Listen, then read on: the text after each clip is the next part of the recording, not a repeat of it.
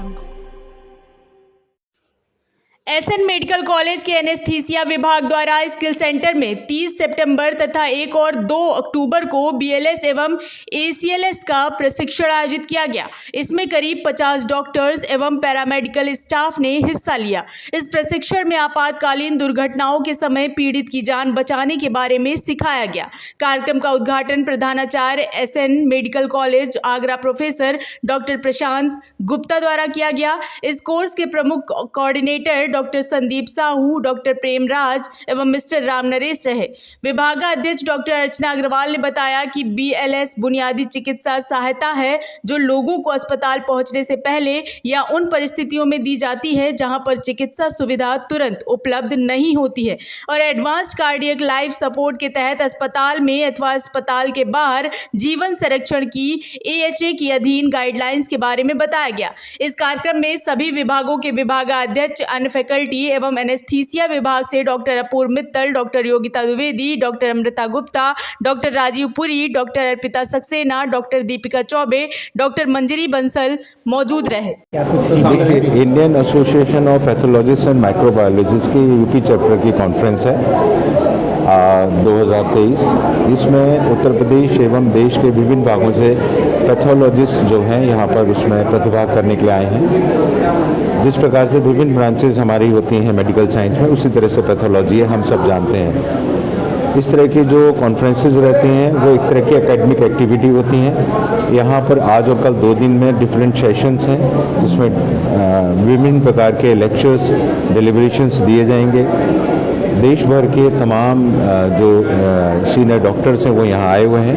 तो हम उम्मीद करते हैं इस 2 दिन की कॉन्फ्रेंस से हमारे जो यंग पैथोलॉजिस्ट हैं उनको बहुत कुछ सीखने को मिलेगा, आगे बढ़ने को मिलेगा और उसका उपयोग वो आगे मरीज हित में और छात्र हित में कर पाएंगे।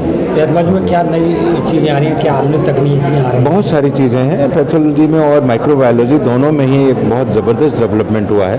इसके साथ माइक्रो के साथ एक वायरोलॉजी भी हमारी ब्रांच होती है। तो हम देख ही रहे हैं और पिछले 2-3 साल में तो इसमें तमाम सकारात्मक परिवर्तन आए हैं।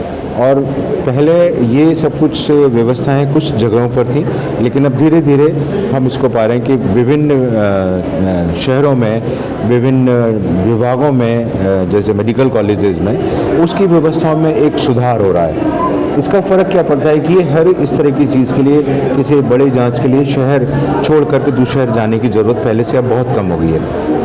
ये सब इस तरह की कॉन्फ्रेंसेस का एक पॉजिटिव नतीजा भी होता है कि व्यक्ति जैसे कुछ सीख कर जाता है, कुछ नया है, तो उसे अपने संस्थान में या अपने जो उसका क्लिनिक है वहाँ पैथोलॉजिकल जो उसका एक सेंटर है, जब सीख करके जाएगा तो कुछ करेगा नया, तो उसका बेनिफिट हम सभी लोगों को मिलता है। ये एक बहुत फ़र्क पड़ता है। इस तरह के एकेडमिक एक्टिविटीज़ वास्तव में हम डॉक्टर्स को आगे बढ़ने के लिए प्रेरित करती हैं। क्या चिकित्सकों को कैसे जागरूक हो रहे हैं? ये यूपी पैथकॉन कार्यक्रम जो है एसएन मेडिकल कॉलेज के डिपार्टमेंट ऑफ पैथोलॉजी ने ऑर्गेनाइज़ किया है, जिसमें पूरे उत्तर प्रदेश के ही नहीं, पूरे भारत से डिफरेंट जगह से यहाँ पर पैथोलॉजिस्ट आए हुए हैं, माइक्रोबायोलॉजिस्ट आए हुए हैं और अपनी अपनी जो केस स्टडीज़, जिस तरीके से उनके जो पेशेंट्स होते हैं उनमें किस प्रकार से डायग्नोस्टिक प्रॉब्लम्स हुई हैं या क्या नई चीज़ें निकली हैं, इन सब चीज़ों का डिस्कस किया जाएगा।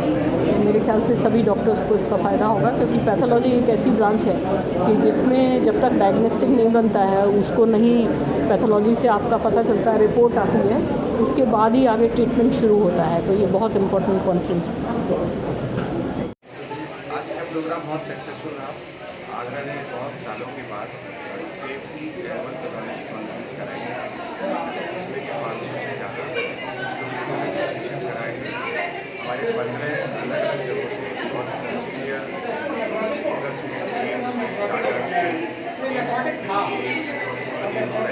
डाटा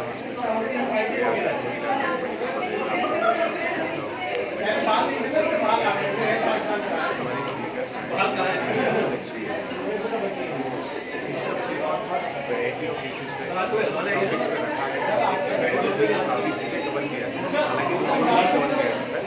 बहुत सारे ट्यूमर डायग्नोसिस, कैंसर डायग्नोसिस में जो नई टेक्निक्स, नई जो इम्यूनोस्टडी, मॉलिक्यूलर डायग्नोस्टिक की इम्पोर्टेंस है, यंग पैथोलॉजिस्ट को हमारे पोस्ट ग्रेजुएट